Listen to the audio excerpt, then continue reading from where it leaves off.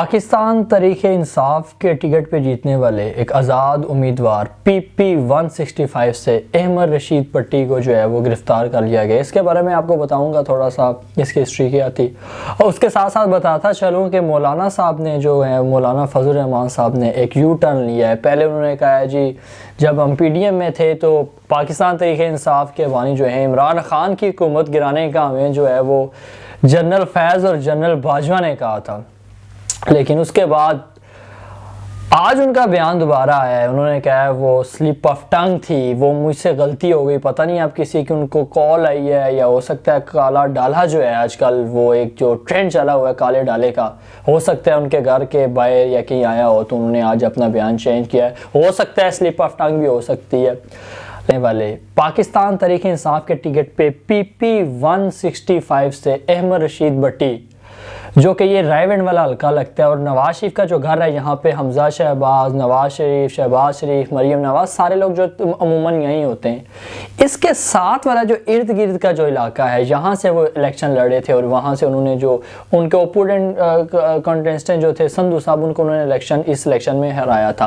पहले तो जब वो इलेक्शन जीते हैं तो उनसे बात हुई तो उन्हें कहा काफ़ी प्रॉब्लम फेस करनी पड़ी हैं जब रिटर्निंग ऑफिसर से रिजल्ट लेते हुए, लेकिन वो इलेक्शन जीत गए।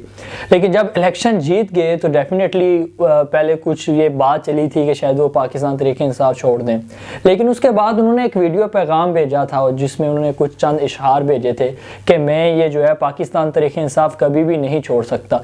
मैं आपको उनका थोड़ा सा एजुकेशनल बैकग्राउंड बताता चलूँ और वो कितने कॉम्पिटेंट ब्यूरोक्रेसी में भी शुमार किए जाते हैं और उसके अलावा भी एक अच्छे पॉलिटिशियन हैं।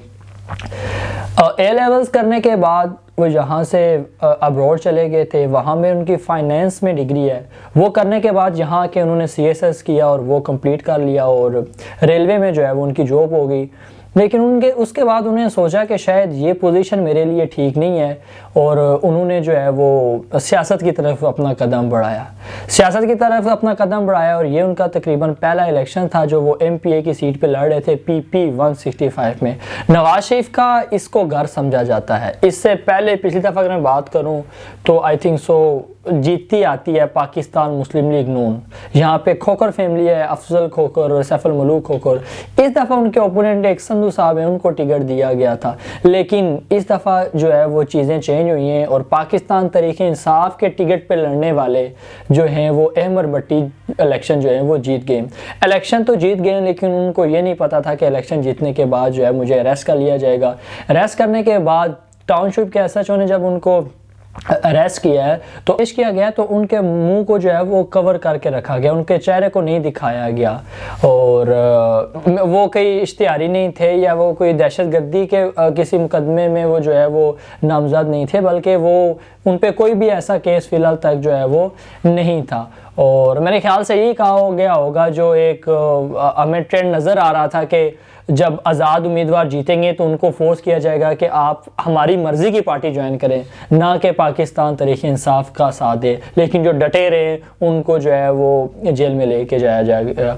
इसके साथ ही जो हमारा दूसरा हल्का है जिससे खालिद गुज्जर इस दफ़ा इलेक्शन लड़ रहे थे, उनको इलेक्शन से पहले ही अरेस्ट कर लिया गया था। उनकी भी पोजीशन इस दफ़ा काफ़ी अच्छी थी बट अनफॉर्चुनेटली जो है वो इलेक्शन से पहले उनको अरेस्ट कर लिया गया था, इसलिए वो जो है वो उनके लिए जो मुश्किलात ज़्यादा बढ़ गई हैं। कल जो है वो अहमद रशीद भट्टी को भी जो है वो अरेस्ट कर लिया गया है। उसके अलावा मैं आपको बताता चलूँ मौलाना फजल रहमान साहब ने सामा TV में जो है वो अपना एक इंटरव्यू देते हुए उन्होंने कहा है कि जब खान की हुकूमत गिरी तो हमें फोर्सफुली फैज़ अमीर साहब और जो है वो जनरल बाजवा ने कहा था कि आप जो है वो PDM में शामिल हो जाएं और PDM की सारी जमातों को कहा था कि इमरान खान की जो है वो वोट ऑफ नो कॉन्फिडेंस लेके और जो इमरान खान की हुकूमत है वो ख़त्म करें।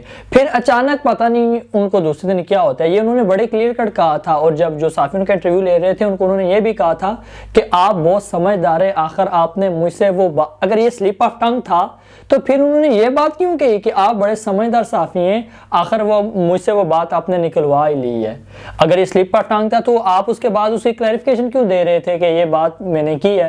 फिर जब दूसरा दिन आता है तो दूसरे दिन आई डोंट नो कि उनको फोर्स किया जाता है या डेफिनेटली कुछ ना कुछ तो हाई प्रोफाइल्स उनको कॉल आई होंगी, उनको बताया होगा कि भाई ज़रा ध्यान से।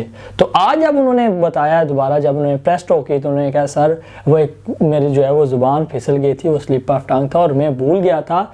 आप इस बात को छोड़ें बल्कि तारीख पे जो है वो आप नज़र दौड़ाएं। उसके अलावा मैं आपको बताता चलूँ कि जो हुकूमत है, हो सकता है पाकिस्तान तहरीक-ए-इंसाफ जो है वो पंजाब में और जो है वो वफाक में हुकूमत ना बनाए बल्कि अपोजिशन के बेंचों पे बैठे।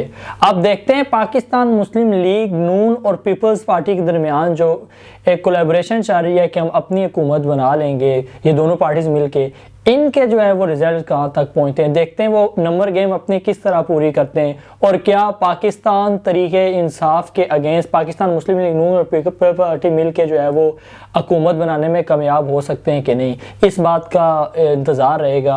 और जो वज़ीर-ए-आज़म हैं उनके ज़्यादा चांसेस हैं कि वो नवाज शरीफ की जगह पे शहबाज शरीफ आप बनेंगे। सो देखते हैं अब नेक्स्ट क्या होता है। अपना बहुत सा ख्याल रखिएगा और देखते रहिएगा मुझे मेरे यूट्यूब चैनल और फेसबुक पे। सवाल तो बनता है अल्लाह ने के बाद।